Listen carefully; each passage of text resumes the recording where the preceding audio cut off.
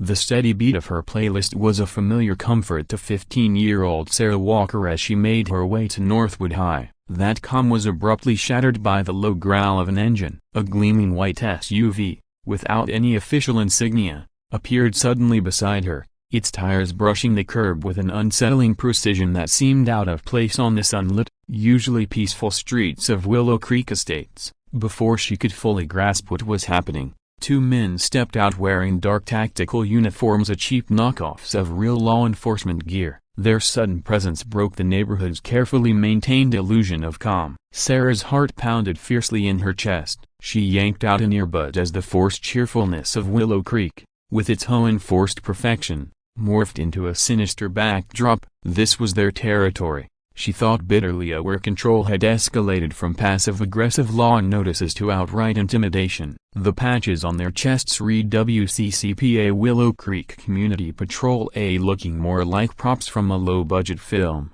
The taller one, Captain Rex Thorne, puffed out his chest and drawled, well, Bishop, look what we have here." His tone was slick with unearned authority. "Young lady, you seem to be loitering rather suspiciously, and if I'm not mistaken, that's hardly proper school attire for Northwood High." He gestured vaguely at her jeans and band t-shirt. His partner, Kyle Bishop, was a silent, hulking presence, watching her with cold, flat eyes. "Loitering? I'm walking to school," Sarah replied, her voice shaking less than she expected. Her father's advice echoed in her mind. "Observe details, stay calm, don't let them see you afraid." Northwood was just 2 blocks away. Thorne smirked, clearly enjoying himself. "That's what they all say, sweetheart. But you fit a certain profile. We've had reports of unusual activity. We'll need you to come with USA standard procedure. Just a few questions." "Come with you? Who are you people?" Panic flared sharply in her throat,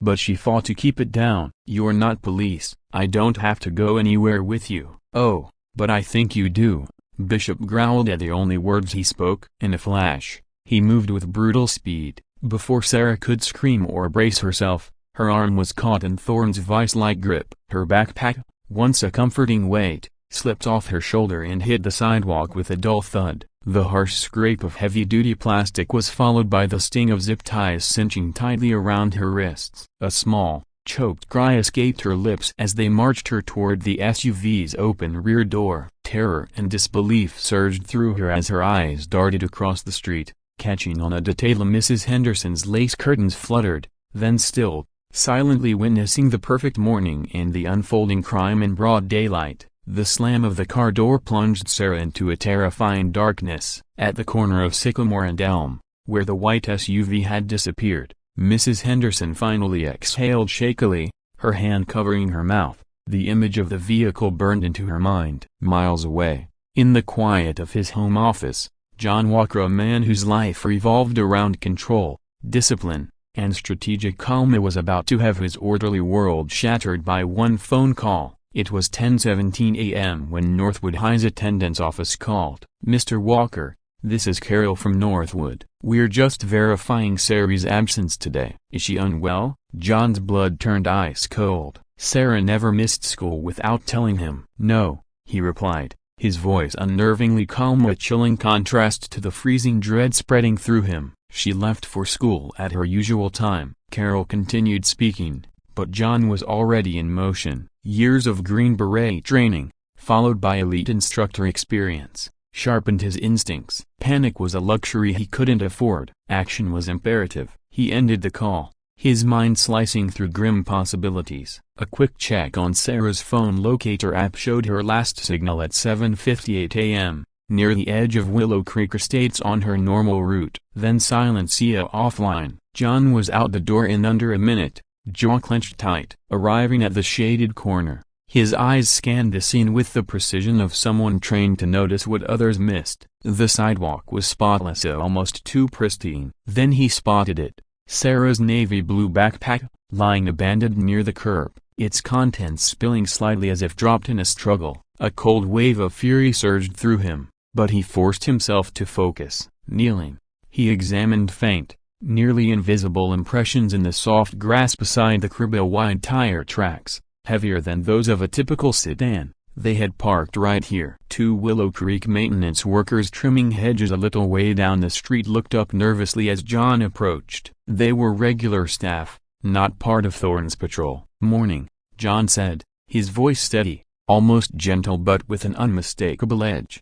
John's steady voice made the two men pause their work. "I'm looking for my daughter. She usually walks this way to school." "Did you see a 15-year-old girl, brown hair, navy backpack, maybe talking to anyone in a white SUV this morning?" The men exchanged uneasy looks. "Can't say we saw any girl, sir," one mumbled, avoiding John's gaze. "But that white SUV belongs to the community patrol guys. Captain Thorne drives it mostly." John's eyes locked on them, unyielding. "What kind of patrol is that?" The other man shifted nervously, fiddling with her shears. "They're, like security for the HOA. They keep an eye on things. Thorne's real serious about the rules. Acts like he's a legit cop, if you ask me. Gives some of us the creeps." John nodded slowly, absorbing the info. "Amateur, overzealous and now almost certainly kidnappers." "Thanks," he said simply, the weight in his voice making the men step back. Clutching Sarah's backpack as he walked back to his car,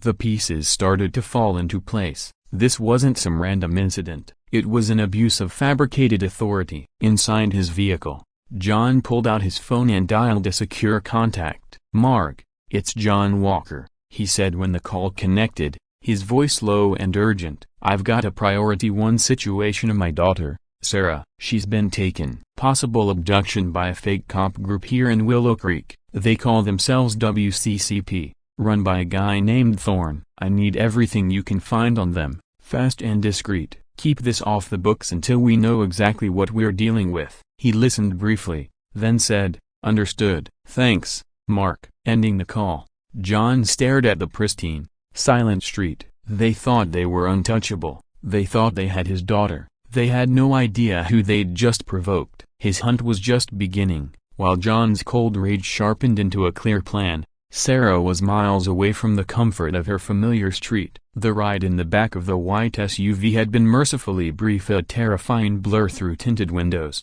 with the stale smell of cheap air freshener barely covering something acrid underneath, and the coarse fabric of the seat pressing against her cheek. Then, suddenly, the vehicle stopped. The engine died, followed by the heavy clunk of doors opening. Sarah was pulled out, and not roughly, but with an impersonal efficiency that felt even more chilling. They were at the edge of Willow Creek Estates, outside a dilapidated single-story maintenance building she vaguely remembered seeing from the distant bike path. It was a forgotten relic from the community's early days, its faded paint clawed at by weeds. A battered sign reading WCA Storage and Maintenance Authorized Personnel only hung crookedly by one loose screw. This was apparently the headquarters of the Willow Creek Community Patrol. Inside, the air was cool and damp, smelling of mildew, stale coffee, and a faint metallic tang. A single bare bulb flickered overhead in a small, windowless office furnished with a battered metal desk,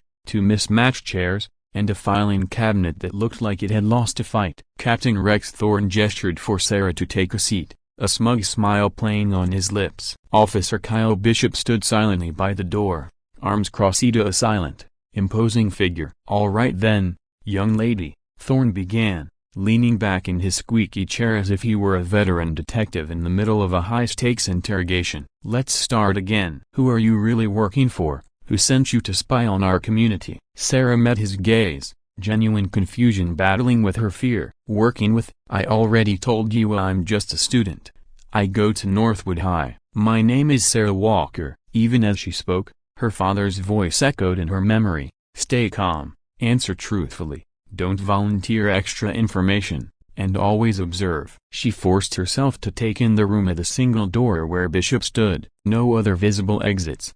Desk drawers closed tight. Thorne had a cheap walkie-talkie clipped to his belt. The overhead light flickered again. "Walker," Thorne tapped a pen on the desk, "we know you've been sneaking around, taking pictures, mapping out our vulnerabilities. Are you with one of those activist groups? The ones trying to smear upstanding communities like Willow Creek?" His questions were paranoid and nonsensical. "I wasn't taking pictures," Sarah said firmly, keeping her voice steady. "I was listening to music. My phone was in my pocket." Thorne leaned forward, lowering his voice to a conspiratorial whisper. "Don't play games with me, girl. We have protocols. We know how to handle troublemakers. This is a private matter of community security. No one even knows you're here." He seemed to savor the secrecy. A shiver traced down Sarah's spine at Thorne's loaded implication. Then, through the thin wall behind his desk, she caught a muffled snippet of another voice, Emily talking about a shift change and grabbing lunch. So,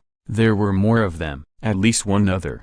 Good to know. Thorne glanced impatiently at his watch, then at Bishop. "All right, keep an eye on her. I need to make a call, see how the supervisor wants to handle this. We can't keep her locked up in this glorified closet all day.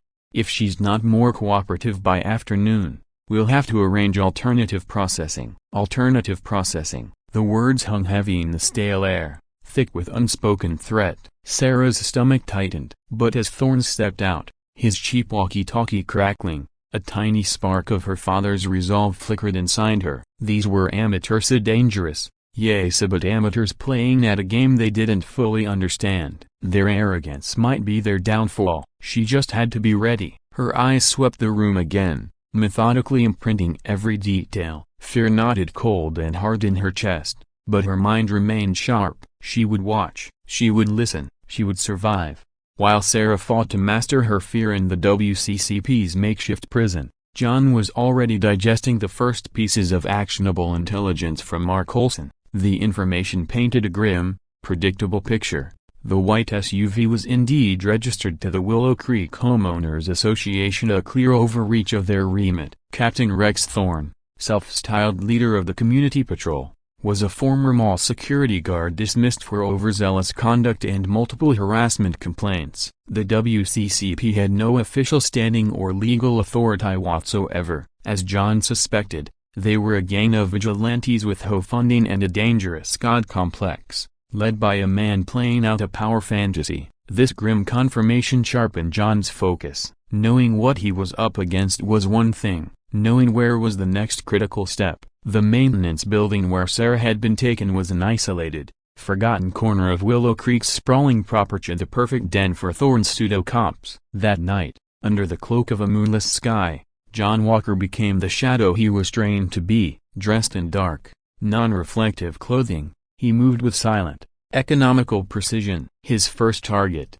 the perimeter of the maintenance building and its small surrounding yard. From a distance, he observed a single flickering sodium lamp casting long, dancing shadows, leaving large areas cloaked in darkness. No security cameras, no motion detectors, just the cheap, imposing authority of the building itself and whoever was inside. For over an hour, John lingered in the cold, damp air, mapping the area in his mind. 2 figures, likely WCCP members, were visible through a grimy window in what looked like a break room. Their occasional bursts of laughter and the glow of a television suggested an unprofessional watch. He noted their sloppy, infrequent patrols, so one man every 30 minutes or so, taking the same predictable route with lazy flashlight arcs. Child's play. John circled wider, identifying blind spots, approach routes, and crucially, escape paths. A section of chain-link fence at the rear was loose at the bottom. Nearby,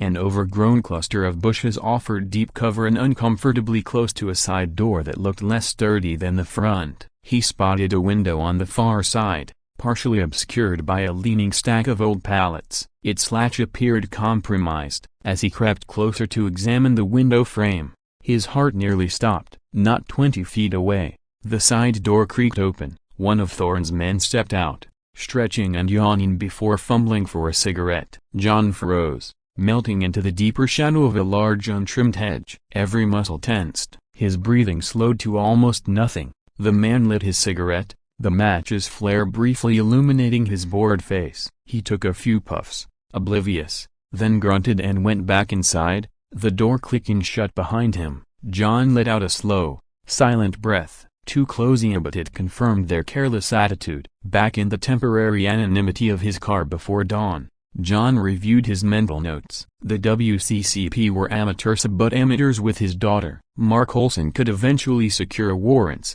assemble a tactical team, but eventually was a word that clawed at John's gut. He didn't know what alternative processing Thorne had threatened Sarah with, but every instinct screamed that time was not on her side. These men were unpredictable, operating beyond any rules. He couldn't risk bureaucratic delays. He couldn't risk a botched, heavy-handed official raid that might scare them into desperate action. The decision was cold and clear, born of a father's love and a warrior's pragmatism. He would get Sarah out himself. Tonight, it wouldn't be an assault. It would be an extraction of precise, silent. John drove home as the first hints of gray lightened the eastern sky, not to rest, but to make his own quiet preparations. He selected a few specific tools from a locked case in his workshop, items chosen not for destruction but for stealth and efficiency: a slim pry bar, a compact multi-tool, a small high-powered flashlight with a red filter, dark gloves. His face was set in grim determination. The time for gathering intelligence was over. Dawn was breaking. It was time to bring his daughter home. The first gray tendrils of dawn began painting the eastern sky as John Walker, moving like a phantom, approached the western perimeter of the WCA maintenance compound. The brief window of near-total darkness before sunrise, when alertness was often at its lowest, was his chosen moment. John's preparations had been swift, minimal and precise. Every tool served a purpose. Every step was carefully calculated. His daughter Sarah was inside that building, held by arrogant fools playing a dangerous game. The memory of Thorne's casual threat of alternative processing fueled the cold, controlled fire burning in John's gut. He slipped silently through the loose section of chain-link fence he'd noted hours before. Overgrown weeds muffled his footsteps. The air was still, broken only by the distant chirping of early birds and the low hum of a nearby electrical substation. Moving along the building's shadowed side, John's senses stayed razor-sharp. As expected, a single WCCP guard, a heavy-set, unfamiliar to John, was making his rounds. The man's flashlight beam swept lazily in a bored rhythm. John waited motionless in the deep shadow of the leaning pallets until the guard passed. Then, with liquid speed, he was on him, one hand clamping over the man's mouth to stifle any cry, an arm snaking around his throat in a perfectly executed chokehold. A brief, desperate struggle ensued but was quickly subdued. John lowered the unconscious guard gently to the ground, efficiently securing his hands and feet with heavy-duty cable ties he'd brought. He relieved the man of his cheap walkie-talkie. One down. As suspected, the side door was poorly secured. A minute of focused work with his slim pry bar, shielded by his body, and the lock clicked open with barely a sound. John eased the door open an inch, listening. Faint sounds of a television and low murmurs of voices drifted out of the break room he'd spotted earlier. He bypassed it, his objective clear. Sarah was in what Thorne had called his office. John moved down a short, dimly lit corridor. His rubber-soled boots made no sound on the grimy linoleum. He paused at a door marked "Fascia Authorized Personnel Only." The paint was peeling. From inside came the soft, intermittent sound of snoring. Kyle Bishop, most likely. If Thorne had left him on guard duty. John tested the doorknob. It was unlocked. Thorne's arrogance was proving his undoing. Easing the door open, John confirmed his guess. Bishop was slumped in a desk chair, head tilted back, mouth open in a sonorous snore. A half-eaten sandwich sat forgotten on the desk beside him. The television flickered with an early morning infomercial. John moved swiftly and silently. Bishop never stirred. He was incapacitated and secured before his next snore could fully form. Two down. Then John saw her. Sarah was curled up in the far corner, awake, eyes wide in the dim light filtering from the corridor. Relief, fierce and overwhelming, washed through John, but he kept it locked down. He pressed a finger to his lips, then moved to her side. "Dad," she mouthed, tears welling. He quickly and expertly cut the zip ties from her wrists, his touch gentle. "Are you hurt?" he whispered, voice barely a breath. She shook her head, rubbing her raw wrists. Just scared. Thorne was here earlier. He went to a back room through there." She gestured to another door at the rear of the office. "He said something about processing me this afternoon." John's jaw tightened. "Not anymore." He helped her to her feet. "Stay behind me, no matter what." The back room door was slightly ajar. John could hear Thorne's low, irritated voice, apparently on a phone call. "Don't care what the HOA guidelines say. This girl's a troublemaker." "Yeah, By noon we'll have her officially transferred. No paper trail on our end. John pushed the door open fully. Rex Thorne, leaning against a metal desk, phone pressed to his ear, looked up. His eyes widened from disbelief to confusion, then dawning fear as he saw Jonna, a silent, lethal figure filling the doorway. Sarah was a pale shadow behind him. "Who the hell are you?" Thorne stammered, dropping the phone. He fumbled for the walkie-talkie on his belt. "Doesn't matter who I am," John growled low. He crossed the room in 2 strides. His hand shot out, deflecting Thorne's arm as it reached for the radio, twisting it with practiced ease. Thorne cried out, a sharp yelp of pain and shock, as the radio clattered to the floor. "You took my daughter," John said, eyes cold as ice. "That was a very big mistake." Thorne, face ashen, found a sliver of bluster. "This is an official WCCP facility. You're trespassing. I'll have you arrested." John almost smiled. He bent and picked up a pair of John picked up a pair of zip ties from Thorne's desk, identical to the ones that had bound Sarah. "I don't think so," he said coldly. Within seconds, Captain Rex Thorne, the self-proclaimed authority of Willow Creek, was securely bound, his bravado replaced by a whimpering terror. John looked at him with hard contempt. "It's over, Thorne." Then his expression softened instantly as he turned to Sarah. "Let's go home." He led her back the way he'd come,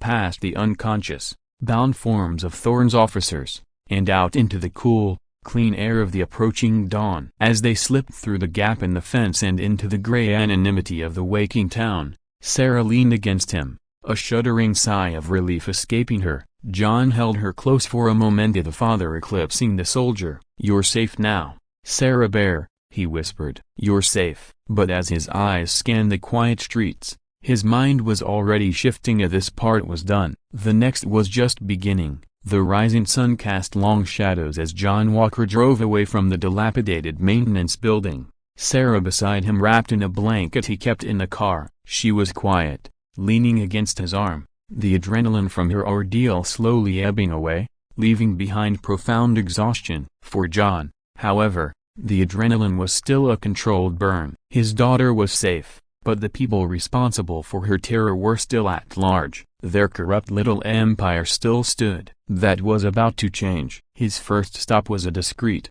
pre-arranged location where Mark Olson had arranged for a trusted female victim support specialist to meet them. Sarah needed to feel secure, to recount her experience calmly, and John needed to ensure his next steps wouldn't be compromised by his presence at a crime scene he technically just created. As Sarah, pale but composed, began giving her statement, John stepped away to make a call. "Mark Olson," he said, voice low and void of triumph, only grim purpose. "Sarah's out. She's safe." The WCCP facility, that old maintenance shed on the east perimeter of Willow Creek, has 3 officers currently incapacitated and secured inside: Thorne, Bishop, and 1 other. They need to be picked up before anyone stumbles on them or they get loose. Sarah's testimony will confirm unlawful detention, among other things. "Thorne was on the phone when I found him talking about transferring her by noon. No paper trail. You need to move fast." John then gave Olson a concise, detailed summary of the layout, the lack of real security, and the individuals involved. Mark Olson didn't waste time. Within the hour, a convoy of unmarked law enforcement vehicles, a mix of FBI and state police tactical units, descended on the WCCP's ramshackle headquarters. There was no dramatic shootout, no prolonged siege. It was a swift, professional takedown. Officers, armed with federal warrants, breached the building, finding the 3 WCCP members exactly as John had described, bound and seething, their pathetic charade of authority utterly dismantled. As detectives and forensic teams began their meticulous work, the true nature of Thorne's operation started to emerge from the dingy office. They found a stack of crudely printed citation forms detailing ludicrous offenses: suspicious footpath deviation, failure to comply with community walking protocol, unauthorized photography of HOA property. Most targeted teenagers or unfamiliar visitors. A locked filing cabinet, easily opened, revealed files on several Willow Creek residents, containing handwritten notes of surveillance and petty infractions. In Thorne's desk, They discovered a binder labeled WCCP Operational Protocols, a document filled with self-important jargon and illegally assumed powers, shockingly authorized by what appeared to be minutes from a Willow Creek HOA board meeting. Financial records on a cheap laptop linked payments from WCHA funds, disguised as community safety enhancements, directly to a shell corporation named Aegis Community Solutions, a company Olson's initial check had flagged as having ties to Rex Thorne himself. They even found a box of fake WCCP patches and a few cheap imitation security badges, one ostentatiously labeled Chief Thorne. By late morning, Mark Olson called John. "We've got them, John. The place is a gold mine of prosecutable idiocy. Your daughter is a brave Kita. Her statement is solid gold, but it gets better or worse depending on how you look at it. The paper trail from Thorne's office doesn't just stop with him. It leads straight up the ladder, directly implicating members of the Willow Creek HOA board. This isn't just a few rogue clowns. This was sanctioned." John listened, a grim satisfaction settling in. The immediate threat to Sarah was over. Now the larger, more insidious rot within Willow Creek Estates was about to be exposed to the harsh light of real justice. Mark Olson's grim prediction that the rabbit hole plunged deep into Willow Creek Estates had proven to be an understatement. The evidence meticulously gathered from Rex Thorne's makeshift office, combined with Sarah Walker's unshakable testimony, was about to bring it all crashing down. The unraveling of the WCHA's corrupt core happened with startling speed. Federal and state investigators, armed with a slew of warrants, descended on the homes of select Willow Creek HOA board members and the nearly invisible office of Aegis Community Solutions. Arrests came swiftly. Thorne,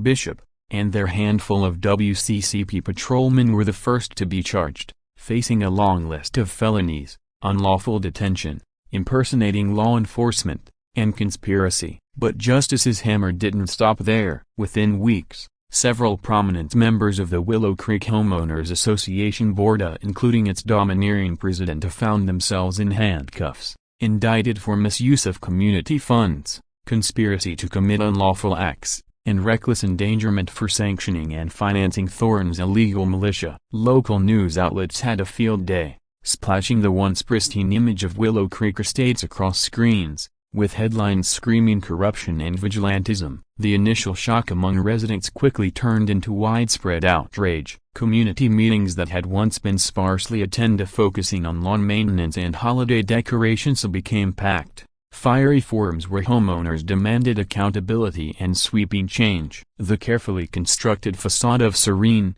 orderly Willow Creek had been irreparably shattered, exposing the rot beneath. The legal and financial fallout was massive. Civil suits, spearheaded by John Walker on behalf of Sarah and joined by other families who had previously been intimidated or ignored by Thorne's WCCP, mounted against the indicted board members and the now defunct HOA. Faced with overwhelming legal pressure and public condemnation, the Willow Creek Homeowners Association was formally dissolved by court order. In its place, a new resident-led interim council was formed. Their first act, a commitment to full transparency and a vow to rebuild trust. They worked closely with city officials and legitimate local law enforcement to establish a new community charter, one that emphasized genuine safety through cooperation, not control through intimidation. The name Willow Creek Estates, now forever stained by scandal, was overwhelmingly voted out by residents. They chose Hollow Commons instead, a nod to the area's natural geography and a symbol of a fresh, more open beginning. The reign of the Shadow Patrol was decisively over. At last, the community was reclaiming its voice and its peace. The headlines would eventually fade, but the changes in Hollow Commons were designed to be deep and lasting. As autumn leaves painted the streets in gold and crimson, a different kind of quiet settled over the Walker household. Not the oppressive silence of fear that had briefly gripped their lives, but the comforting stillness of healing and renewed strength. The headlines had faded, the legal battles had ended. The architects of the WCCP's reign of terror were finally facing the consequences of their actions. Sarah, though still watchful, had rediscovered her stride. The shadows of her ordeal remained, but they no longer dictated her every step. She walked to Northwood High with a quiet new confidence, her resilience a testament to her spirit and the unwavering support of her father. One evening, sitting with John on their porch swing, Watching fireflies begin their nightly dance, she finally asked, "Dad, why do people like Thorne do things like that to try to control everyone?" John put an arm around her, his gaze thoughtful. "Sometimes, Sarah, people mistake power for strength. They forget that true strength lies in protecting others, not dominating them. They build their little kingdoms on fear because they're afraid themselves." He paused, then added, "But they also forget that there are always people willing to stand up to them, people like you, who stayed strong and observant." Sarah leaned her head on his shoulder. "You stood up to them, Dad." A rare, soft smile touched John's lips. "Always for you, Sarah Bear." In Hollow Commons, whispers of John Walker's quiet, decisive actions circulated with a mix of awe and profound respect. No one spoke of it loudly, but the legend of the unassuming father who had single-handedly dismantled the corrupt local power structure to save his daughter became a silent, indelible part of the community's new identity. He saw no accolade as a content in the knowledge that his daughter was safe and that real justice had been served. The system that allowed such abuse of power had been broken, and in its place, something better and more accountably was beginning to grow. For John Walker, that was victory enough. The echoes of that terrible Tuesday morning would linger, but so would the enduring lesson that courage, family, and